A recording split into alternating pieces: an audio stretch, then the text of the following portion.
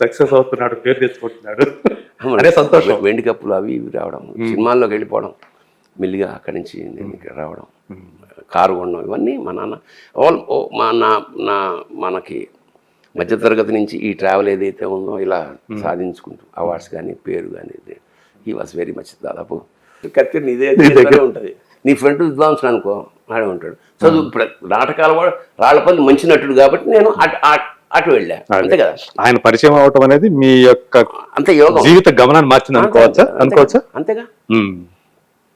ఆయన సాంగత్యం, మంచి మనిషి, దానాలు చేయడం, 10 మందిని ఆదుకోవడం, ఎప్పుడు ఇంతవరకు ఇన్నేళ్లలో రాళ్లపల్లి గారి గురించి ఒక నెగిటివ్ కామెంట్ కూడా నేను వెళ్ళాను.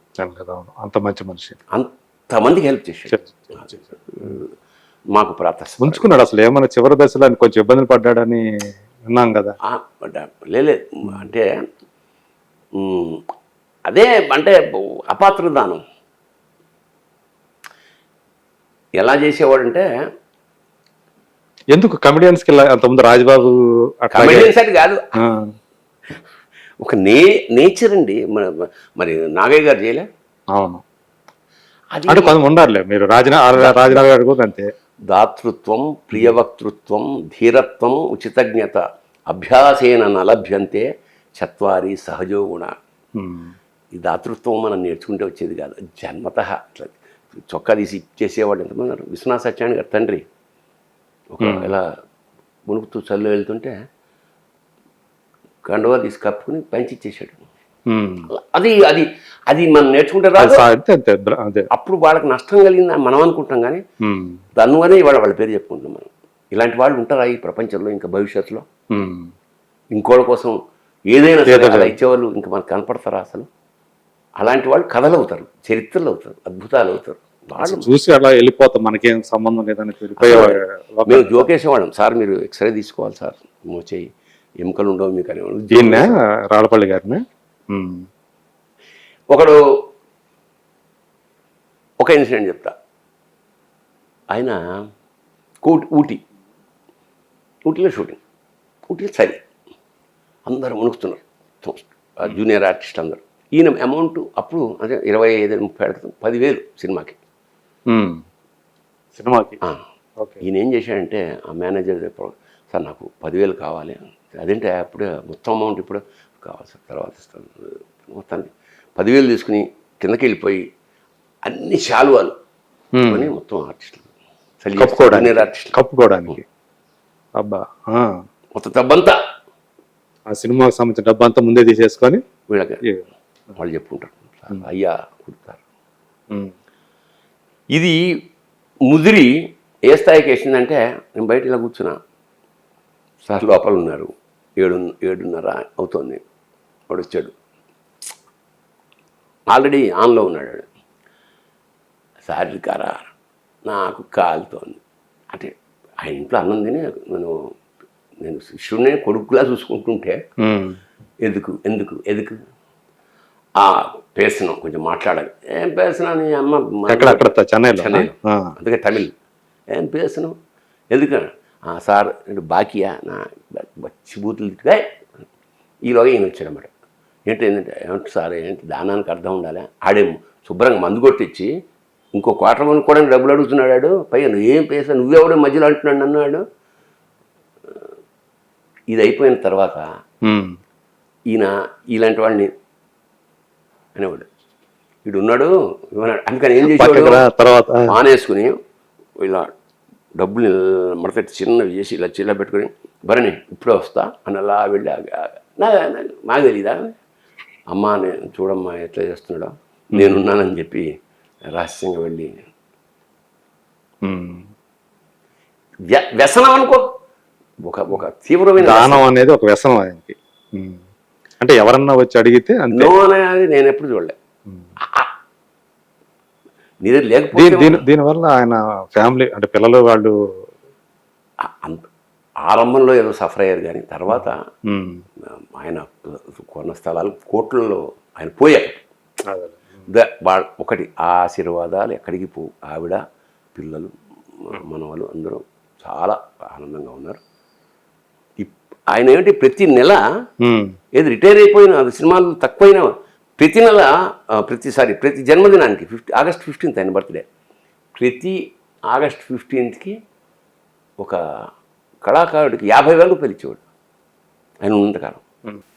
వేషాలు లేకపోయినప్పుడు ఉన్నప్పుడు ఇవ్వటం గొప్పగా 50,000 రూపాయలండి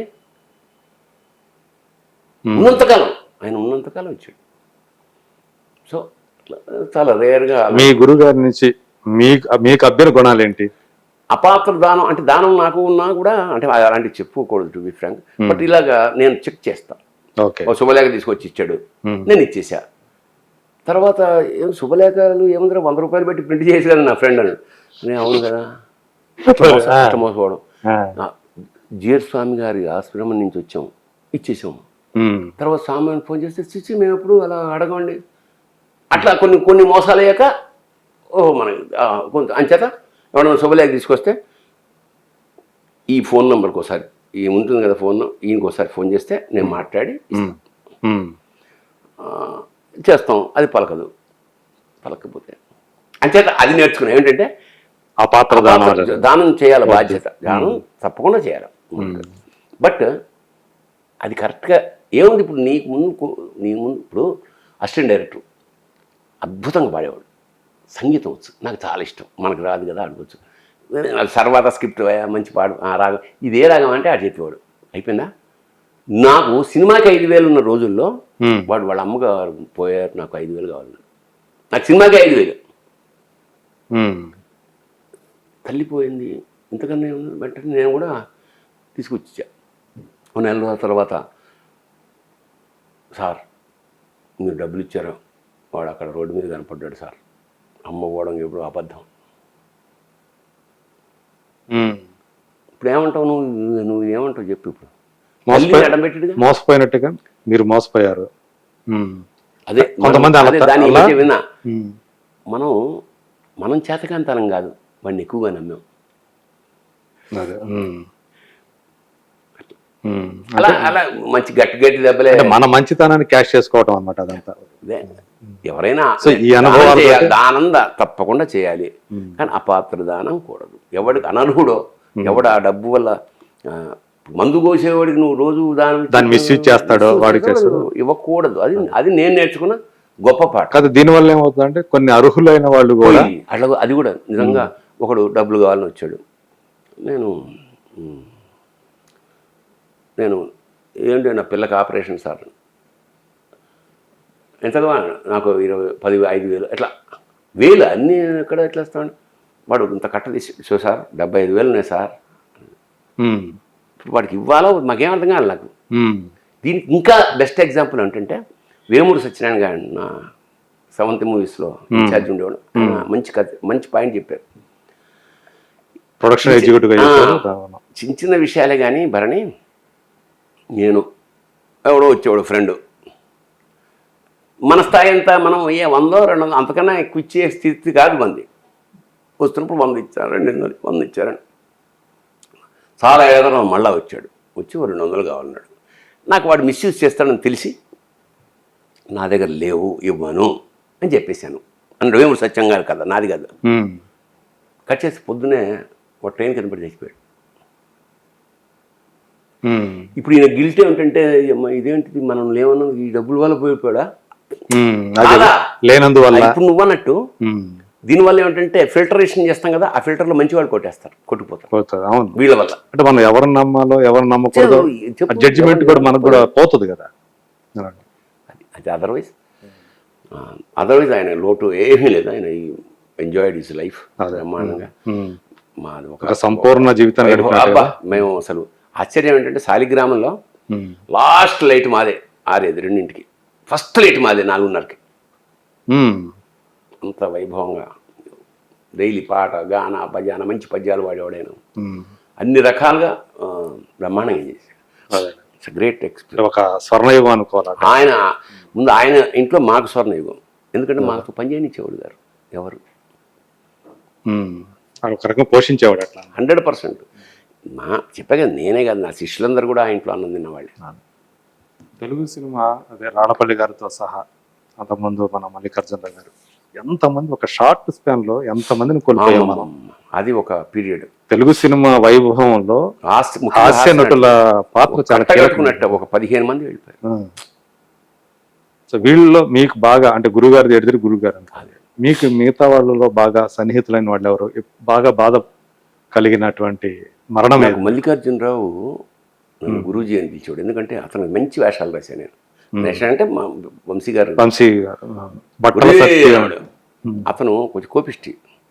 మల్లికార్జునరావు కోపిష్టి అంటే ఎవరన్నా మాట అంటే పడే మనిషి కాదు. నేను ఎన్నన్నా నోరు మూసుకుని ఏం మాట్లాడేవాడు. బట్టల సత్యం, ఎందుకంటే ఆయన పోయినప్పుడు బట్టల సత్యం అనేసారు. అవును, మల్లికార్జునరావు పోయడం లేదు, బట్టల సత్యం. అవును, క్యారెక్టర్. అందువల్ల విపరీతమైన గౌరవం అంటే నాకు అతను చాలా చాలా. ఈ ఫ్యామిలీ మెంబర్లో ఉండేవాడు. ఇల్లు గనక అతను గృహప్రవేశం చేస్తే తెల్లారుదాం వర్షం పడుతుంది, మీరు వచ్చి బియ్యం వేయాల్సింది దంపతులు అన్నాడు. 3:30కి సరే తెల్లారుదాం ఇక్కడే కొత్తగా ఇల్లు కొన్నప్పుడు. అట్లా ఒక్కొక్క కమేడియన్తో నాకు ఒక్కొక్క ఎక్స్పీరియన్స్.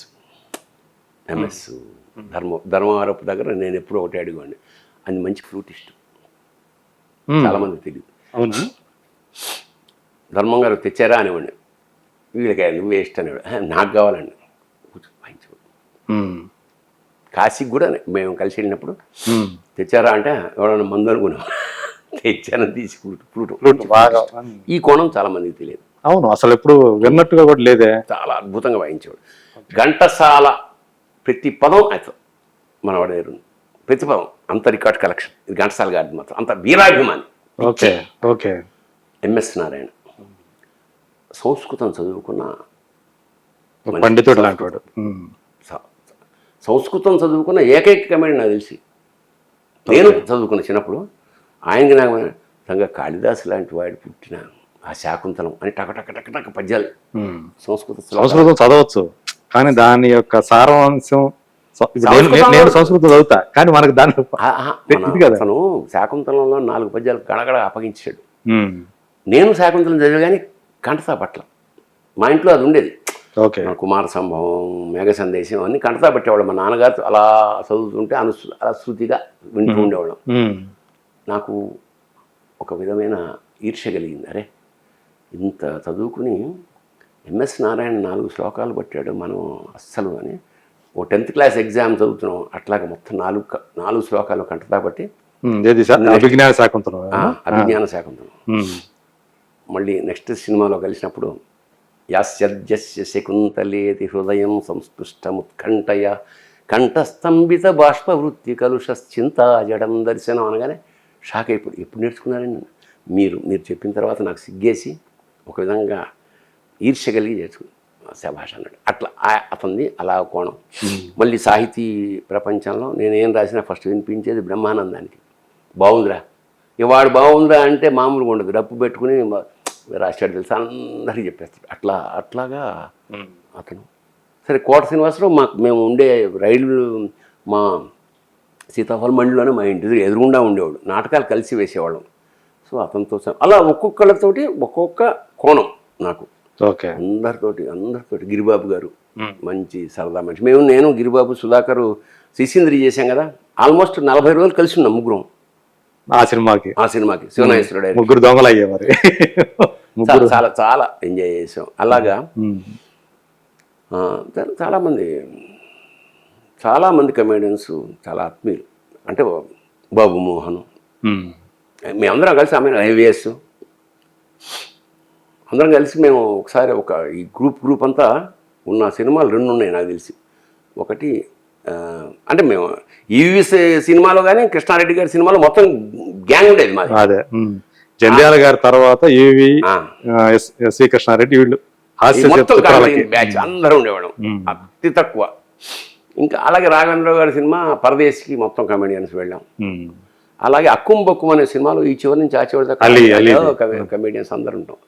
బట్ అలీ నాకు చాలా ఆత్మీయుడు. విదేశాలు వెళ్ళినప్పుడు అలీ అతను వెళ్తే ఇంక మనం వాడికి పాస్పోర్ట్ చేతిలో ఇస్తే వాడికి ఇచ్చేస్తే చాలు, మొత్తం వాడి నిర్వహణ అంతా పరమాద్భుతంగా, మనకేం ప్రాబ్లం ఉండదు. టెస్ట్ మంచి ఆర్గనైజరా, అసలు మామూలు కాదు. అన్నా నువ్వు అక్కడ కూర్చో, నువ్వు ఇక్కడ కూర్చో, నువ్వు అక్కడ కూర్చో, వేడే వెళ్ళి మాట్లాడి ఏం మాట్లాడు అన్ని ఫెసిలిటీస్ ఇక అసలు అంటే వాడు ఉన్నాడంటే ధైర్యం అది చూసుకుంటాడు అందరికి అలాగా మంచి అట్లా ఒక్కొక్కళ్ళ చెప్పే కదా ఒక్కొక్కళ్ళ దగ్గర ఒక్కొక్క అద్భుతమైన క్వాలిటీ.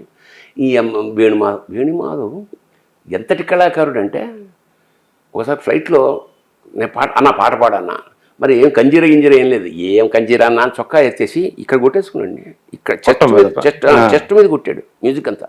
ఓకే, అంతటి క్రియేటివ్ మనిషి. సౌండ్ వస్తుంది ఇక నువ్వు ఒక డప్పులాగే ఫ్లైట్లో అమెరికాకి వెళ్తున్నాం అందరం కలిసి, నా పక్కన కూర్చుని పాడుతుంటే కొడుతూనే ఉన్నాడు మన మామూలు. సో ఇవన్నీ అందరికీ తెలియని ప్రతిభలు అంటున్నాను నేను. ఒక్కొక్కరికి ఒక్కొక్క విశేషమైన. మొన్న ఎక్కడో చూస్తుంటే సడన్గా ఆశ్చర్యమే, మోహన్ లాల్ సంస్కృతం చూస్తూ అవుతాడు గ్యాప్లో ఉన్నప్పుడు తెలుసా. మోహన్ లాల్ గారు పెద్ద హీరో, సంస్కృతం న్యూస్ వార్తా శ్రీయంత మోహన్ బాల్ అని అదిరిపోయాను నేను. ఇంకా ఆశ్చర్యం తెలుసా, ఒక 6 నెలలు సినిమాలు మానేసి కర్ణభారం అనే సంస్కృత నాటకం స్టేజ్ చేశాడు అతను. ఇప్పుడు మన ఇతను జయరాముడా చెండా కొడత అంటే ఇవన్నీ తెలియనివి. చెండా చెండా మిమిక్రీ ఈ రెండు అద్భుతం. అంటే తెలియని కోణం ఇది, జనాలకి తెలియని కోణం ఎక్కువ మంది. కమెడియన్స్ కదా అట్లా లేదు. మా టీంలో అందరూ చదువుకునే వాళ్ళు, వేళాకోళంగా కమెడియన్ వాళ్ళు చాలా తక్కువ. సాధారణంగా ఏంటి మనకు సినిమాల్లో హీరో అంటే బయట కూడా హీరో అంటాడు, ఎందుకు పనికి రాని వాడు జోకులు వేసేవాడు కాదు. కమెడియన్స్ అందరూ వెల్ రెడ్ జీనియస్లు. సుదర్శన్ డాక్టరేట్ పిహెచ్డి తెలుసు కదా, ఒక లెక్చరర్, ఇంజనీరింగ్ కాలేజీ లెక్చరర్, నాకు మంచి స్నేహితుడు కూడా. మరి చేత అతని ఎక్స్ప్రెషన్స్ కానీ మొత్తం మొహం మీద కెమెరా పెడితే చాలు. అలాగా అలాంటి అంటే క్లోజ్అప్ లో పెట్టి ఉన్నారు లేక చాలా మంది. ఇప్పుడు ఈ మధ్య చాలా మంది కమెడీస్ కొత్తవాడు వస్తున్నారు, ఖచ్చితంగా కొంచెం అండర్ ప్లే చేసే కమెడియన్స్ వీళ్ళందరూ. అవసరాల సీన్ ప్రియదర్శి అని, రాహుల్ రామకృష్ణ మరి. సో కొత్త పాతవాళ్ళు వెళ్ళిపోయారు, వాళ్ళ ప్రతిభలు వాళ్ళకు ఉన్నాయి. ఇంకా వీళ్ళు స్టాంపు అరే ఇప్పుడు బ్రహ్మానందం రాగానే తెర దద్దరి అట్లాంటి స్థాయికి రావాలి. ఒక నిమిషం కనబడిన అదే బ్రహ్మానందం స్క్రీన్ మీద కనిపిస్తే చాలు. ఈవెన్ చిన్న జడ్జిగా ఒక చోట మీరు జాతిరత్నాలు చూస్తే చివరిలో ఆ కోర్టు సీన్ ఆయన ఎక్స్ప్రెషన్స్ గానే ఉంది. అలాగా ప్రతి వాళ్ళు వాళ్ళ స్థాయి. మీకు ఏ ఫేజ్ ఇప్పుడు అంటే శివ దగ్గర నుంచి యాక్ట్ చేస్తూ వస్తున్నారు కదా, అంత ముందే చేశారనుకోండి, బట్ ఇంత ఎన్ని రకాల సినిమా అనేది మారుతూ వచ్చిందో చూసాం. రైళ్లు పోయింది, డిజిటల్ వచ్చింది, ఇప్పుడు ఓటీటీ వచ్చింది. ఇన్నిటికి సాక్షిభూతంగా మన యొక్క తరం నిలిచింది అనుకుంటే, అసలు మీకు ఇందులో బాగా నచ్చినటువంటి ఫేజ్ ఏది, మీరు బాగా ఎంజాయ్ చేసినటువంటి ఫేజ్ ఏది? నిజానికి అవన్నీ కుక్కుడు ఫుడ్స్ అండి. అంత అందరూ కలిసికట్టుగా ఒక క్రమశిక్షణగా నువ్వేమంటావు. ఇప్పుడు ఫేజ్ ఉంది, ఇది చాలా ఆశ్చర్యకరమైన క్రియేటివిటీ ఇప్పుడున్నది. ఇప్పుడున్న ఎప్పుడైనా ఇద్దరు ఉంటారు. ఒకటి 100% ఏడాది నుంచి స్క్రిప్ట్ రాసుకొచ్చి చెప్తే ఒక్కటి కూడా మార్చడానికి వీలు లేదు అని స్క్రిప్ట్ చెప్పే డైరెక్ట్లు ఎక్కువ మంది వస్తున్నారు. కొంతమంది ఫ్లూక్ ఎప్పుడు ఉంటారు కదండి, ఇది మీకు కొంచెం మీరు చేసి పెట్టండి సార్ ఇట్లాంటి వాళ్ళు. కానీ ఫ్లూక్ కన్నా సార్ నేను సినిమా డైరెక్ట్ చేయడానికే పుట్టాను, నేను రాసుకున్నప్పుడు కావాలని చూడండి సార్ 3 ఏళ్ల క్రితం మీ పేరు రాశాను, మీరు చేయాలి సినిమా. ఆ బ్యాచ్ ఎక్కువైంది వాడు. అంటే సీరియస్ ప్రొఫెషనలిజం నెక్స్ట్ జనరేషన్ అంతా. ఊరికి ఆశ మా అందులో చదివాను, వీడి దగ్గర 20 ఏళ్ళు అసిస్టెంట్ చేశాను, అవి ఇప్పుడు 1-2 చేయని వాళ్ళు కూడా ఉన్నారు. అస్సలు డైరెక్షన్ అంటే చదువుకొని వస్తున్నారు. కథ చెప్తుంటే మేము స్టన్ అయిపోవడమే చాలాసార్లు. అందువల్ల నాకేం జరుగుతుందంటే ఇప్పుడు కొత్త రకం పాత్రలు, నెగిటివ్ క్యారెక్టర్స్ వాడు వచ్చి నెగిటివ్. నేను నా ఫాదర్ గీతలు విసుగు వేస్తుందా, ఈ ఏడాది 17-18 పాత్రలు వదిలేశాను నేనంటే. ఫస్ట్ టైం సార్ మీరు అన్నారు, నేను ఆ పాత్ర ఇద్దాం అనుకున్నా, 18 పాత్రలు వదిలేశాను ఈ ఏడాది మొత్తం. 2023లో ఎందుకు అంటే మొనాటని అనిపించా?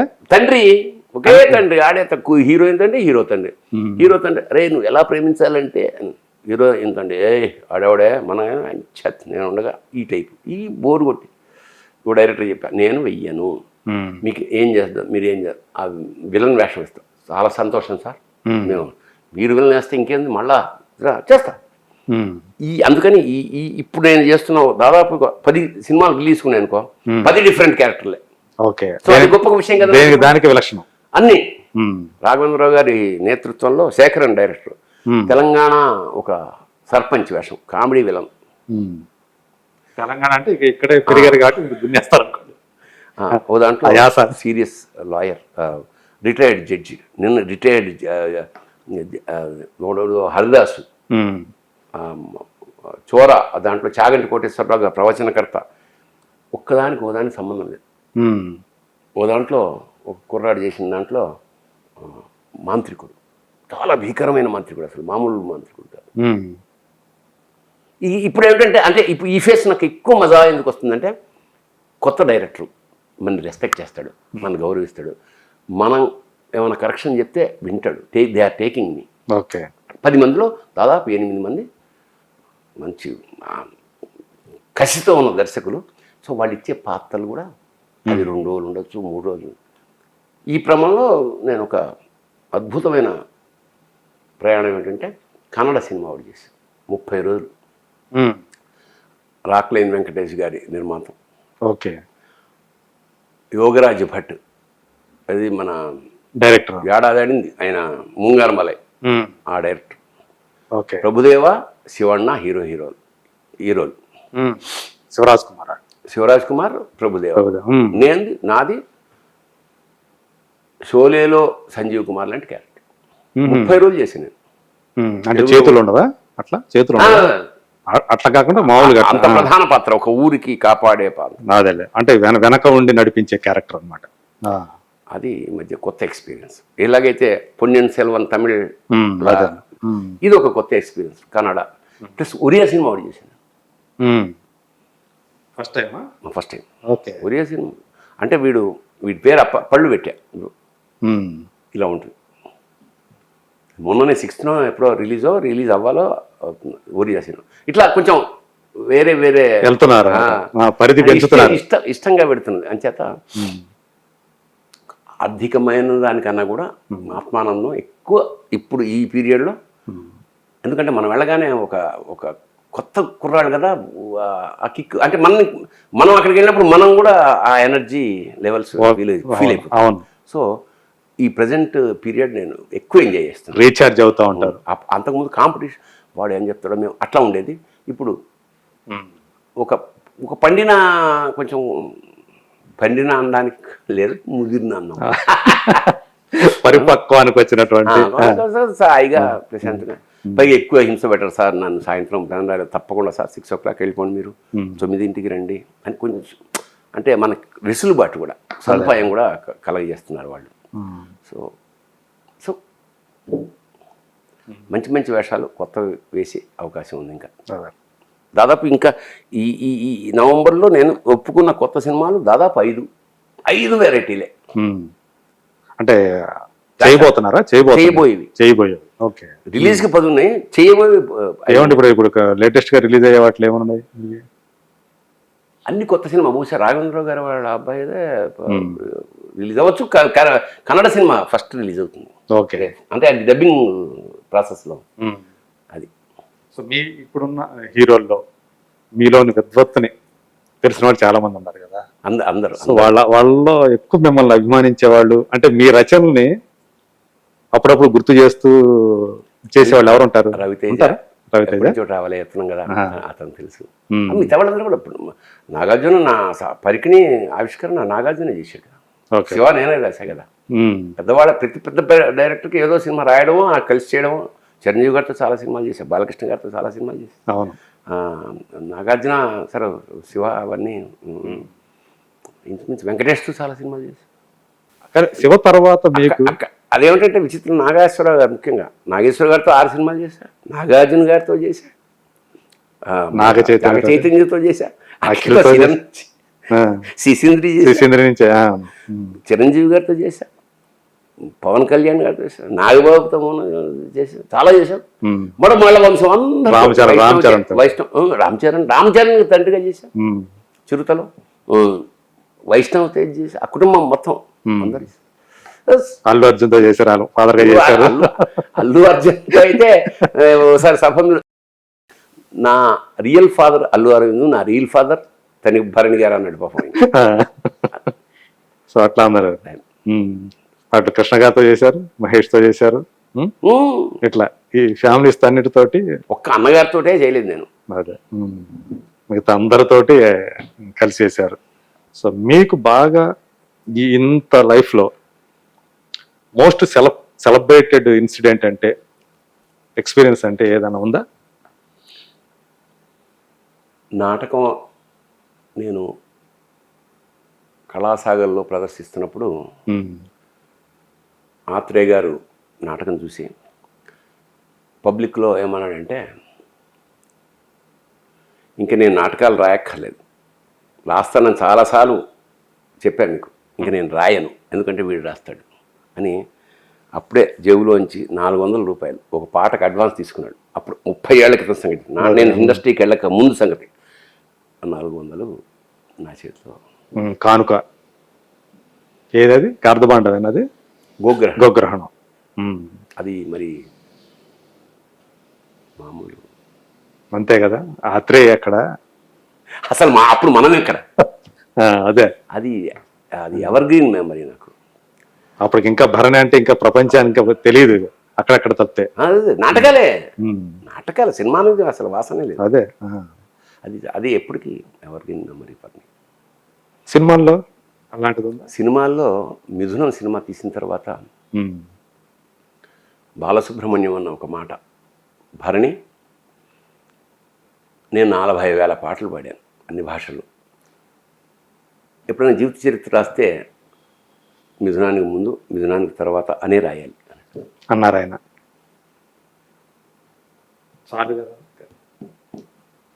అంటే ఒక దర్శకుడుగా, ఒక రచయితగా మీకు లభించినటువంటి గొప్ప కాంప్లిమెంట్ అది.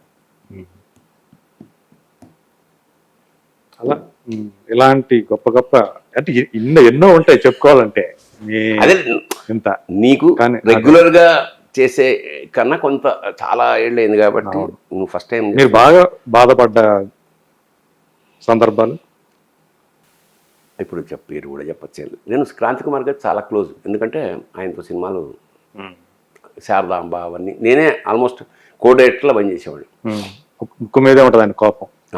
బట్ నన్ను చాలా అదే ముందన్నాడు. నేను అడిగాను, నా ఫస్ట్ రాడపల్లి గారు పరిచయం చేస్తున్నాయా, అక్కడ తిరుగుతూ ఉంటాడు ఆయన అంటే, బోన్లో సింహంలాగా ఉన్నాడు, వద్దు సార్ నాకు వద్దు, పరిచయం ఉంది, ఏముంది, నాకు సినిమా వదిలిపోమన్నా.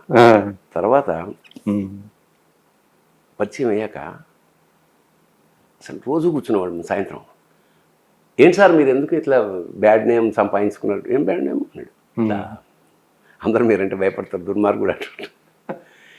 నేను 23వ ఏడు వచ్చానయ్యా ప్రొడ్యూసర్గా, మంచి వేడిలో ఉన్నా, డైరెక్టర్ ఎవరో పెట్టుకున్నాం, నెక్స్ట్ సండే సిట్టింగ్ అన్నా, రాలేవాడు.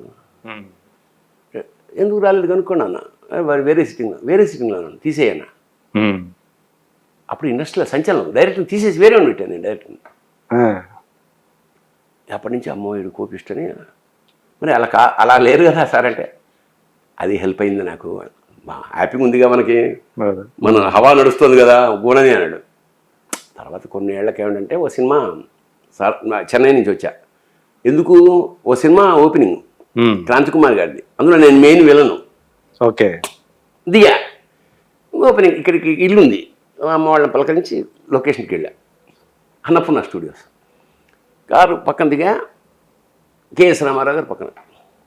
ఏమయ్యా భరణి ఏంటి, క్రాంతి గారి సినిమా కదా సార్, నేను మెయిన్ విలను. అతను ఆశ్చర్యంగా చూసి పక్కకి పిలిచి, ఏమనుకోకు నాకు తెలుసు,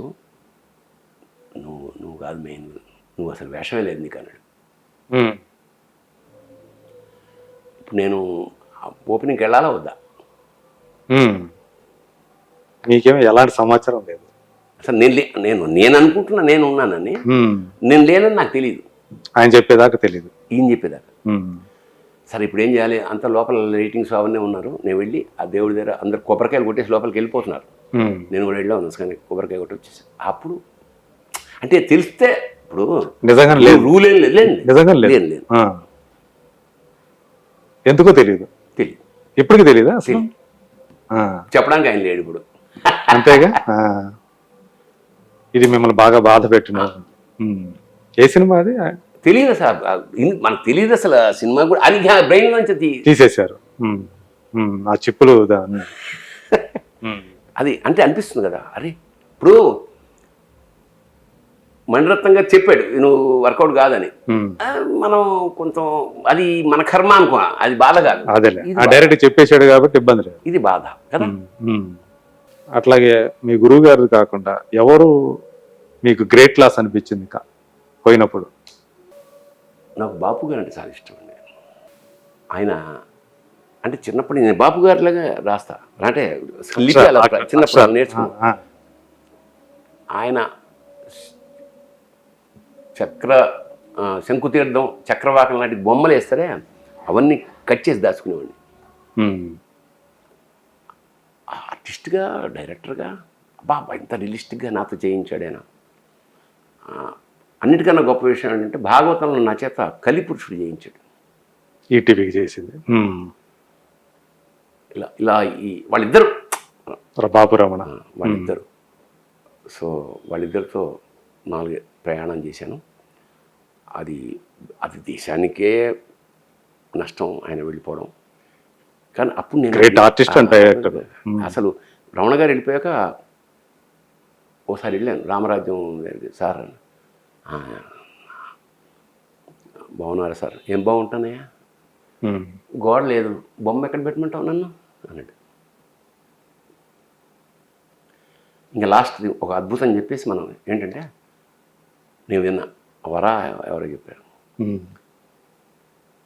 రమణ గారు వెళ్ళిపోతున్నారు, ఇంకా మంచం మీద చివరి దేశం అందరిని పంపించి రమణ గారు బాపు గారి ఇంటి మీదే. అవును, ఒకే ఇంట్లో కింద పైన ఉంటారు కదా.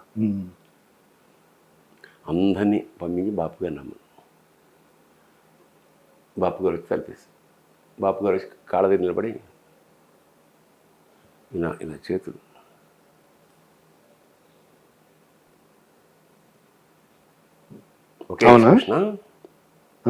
బాబు గారు చెప్పారా? వర చెప్పాడు.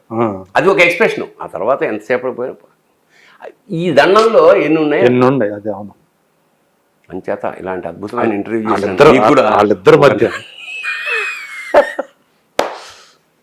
అసలు ఫీల్ అయిపోయాను నేను. ఒక ఎక్స్ప్రెషన్ మాటలు అవసరం కదా. చివరి క్షణాల్లో తన అనుంగు మిత్రుడు, తన ఇద్దరు ఒకటే, తన బావమరిది అంతే ఒకటే. అవును, ఇద్దరు ఒకళ్ళే కదా. శివకేశవులు అంటారా, కృష్ణార్జునులు అంటారా, ఏమైనా బాపు రమణులు అంటారా, బాపు రమణ, ఆ పేర్లు అలా కలిసిపోయినాయి. సో ఏంటి నెక్స్ట్ ఏంటి మరి? మీలో రచయితనే మళ్ళీ తీసి బ్రహ్మాండంగా చేశారు, గొప్ప పేరు వచ్చింది. నెక్స్ట్ ఇంటర్వ్యూలో చెప్తా నీకు. స్వస్తి. చాలా చాలా సంతోషం. ఎన్ని మంచి విషయాలు, ఎన్ని జ్ఞాపకాలు. చాలా చాలా సంతోషం గురువు గారు, ఇంత మంచి విషయాలు మాతో షేర్ చేసుకున్నందుకు. సో మీ నుంచి మరెన్నో మంచి పాత్రల్ని, మంచి పర్ఫార్మెన్సెస్ని, అలాగే మంచి మాటల్ని, ఎందుకంటే అది స్టార్ట్ చేశారు కాబట్టి మళ్ళీ అలాంటి రావాలని మనస్ఫూర్తి ఉంటుంది. మళ్ళీ మీ డైరెక్షన్ కూడా చూడాలని మేము. స్క్రిప్ట్ రాశారా? స్క్రిప్ట్ రెడీగా ఉంది? ఓల్డ్ ఉంటాయి, స్క్రిప్ట్ ఓల్డ్ ఉంటాయి. ఒక్కడే కావాలి, ఒక్కడే నిర్మాత. సో ఆయన కోసం వెయిటింగ్. అది కూడా తొందరలోనే నిర్మాత కావాలి. అవునులే. సో మామూలు రెగ్యులర్ టైప్ ఆఫ్ ఇది కాదు కదా. మనకు రాని. అవును, మళ్ళీ ఏది తీస్తే మళ్ళీ ఒక క్లాసిక్కే రావాలి ఆయన మెగాఫోన్ నుంచి. Thank you so much.